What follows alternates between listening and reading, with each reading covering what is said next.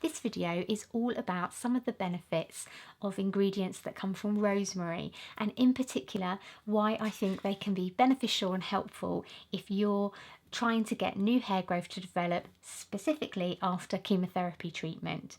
Now, it may be that you're completely hair free at the moment, perhaps you're towards the end of treatment. Perhaps chemotherapy meant that you lost all of your hair, perhaps your hair thinned, or maybe you're wearing a cold cap and having scalp cooling treatment where you might have had a combination of some of your hair thinning and some of it retaining as well. So this video really is specifically about new hair growth after chemotherapy treatment. I'm going to tell you all about why I think rosemary can be beneficial. But before we get going on to that, I just want to explain to you that in my opinion, there isn't a secret ingredient in any one product. As the founder of the charity Cancer Hair Care, I'm asked all the time, oh, what product will definitely guarantee that my hair will grow back? And I haven't discovered that product yet. If I did, I would love to share it with you. But what I do think is there are some products that have some really lovely, nourishing and nurturing ingredients that have specific benefits. And for me, rosemary is one of those. But I never recommend that you start using rosemary products until you've finished your treatment. The reason for that is if you've lost hair due to chemotherapy, you will have lost your nose hairs. Now, losing your nose hairs means that all kinds of scents and fragrances will be hypervigilant, and you're likely to smell things on a heightened level. Many people say after chemotherapy treatment, products that they use during their treatment they really don't like the smell of anymore, and that's because they can trigger a memory. Now, smells trigger memories, don't they, of all kinds of things, whether it be a positive or a negative or an in-between memory. But because rosemary is such a very distinctive fragrance, I really don't recommend using it until you've finished your treatment. Number one, we don't want it to be a bad trigger memory from your time during chemotherapy. And number two, and a qualified aromatherapist might use rosemary to help stimulate memory and focus, because it really is a very strong herb and essential oil. So when can you use it? I think it's ideal actually once you've finished your chemotherapy to start a new regime to try and stimulate an ideal platform for new hair growth.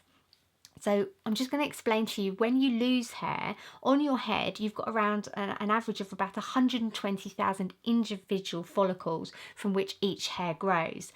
Now, what's happened is during chemotherapy, here the access, if you like, to the base of each follicle has been shut down. So the toxins from the chemotherapy have basically prevented this quick rejuvenating cell from functioning properly, cutting off the oxygen and the nutrient supply. And as a result, what happens is the hair just falls out. During that time, sometimes the follicle slightly collapses. Now, there is a bit of a theory around if you've had a cold cap or scalp cooling that perhaps the follicle doesn't collapse quite as much, so it might be more in place. But if you had chemotherapy, the chances are your follicles slightly collapse. What that means is we need to stimulate this area that's feeding the follicle so that the root can grow and the hair can start to grow again. Now, just very briefly, if you might have heard of chemo curls. So some people find their hair grows back curly, and that's because the shape and texture shape of your hair is determined by the shape of your follicle. If you have a tube-shaped follicle, then a straight hair will grow out of it.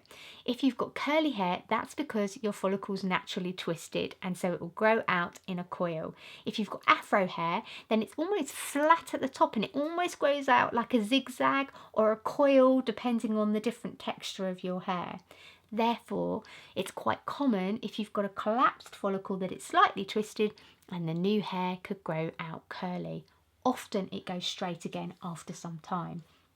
Now, when it comes to using rosemary, because it's a stimulant and it helps to increase blood flow, that's ideal for a platform for new hair growth. So, for example, if you wanted to get a product to use, I love Faith in Nature. This is a rosemary conditioner, and they also have a shampoo. Now, it says on it for balancing normal to oily hair, but I particularly like this one because it's a very light fragrance. and it contains some organic rosemary in it, and it's not overpowering. The conditioner's not too weighted, so if you've got very short hair or if your hair's thinned, for example, if you've had scalp cooling, I think it's a great starter product for new hair. But look for products that are volumizing. There's a nice one by a mate called Avalon Organics. Look for rosemary in products which are gentle and nurturing. Secondly, I quite like this Weleda hair tonic. Now, a hair tonic is something you can put directly onto your scalp to massage in. It's not too oily, so if you're wearing a wig still or headwear, it's not going to be too overwhelming, and that's a really nice stimulating product to use as well. I've also made some videos for you so that you can see how you can use rosemary essential oil, which is quite inexpensive, into fragrance-free shampoos and conditioners. Perhaps you've been using them if you've been having scalp cooling, so that you can make your own versions. Don't use rosemary on its own. It needs to be in what we call a carrier oil or into another product, because if you use it on its own, it could be an irritant. It is quite a strong product. But what I'll be doing as well is I'll be showing you some videos where you can make your own products using rosemary oil.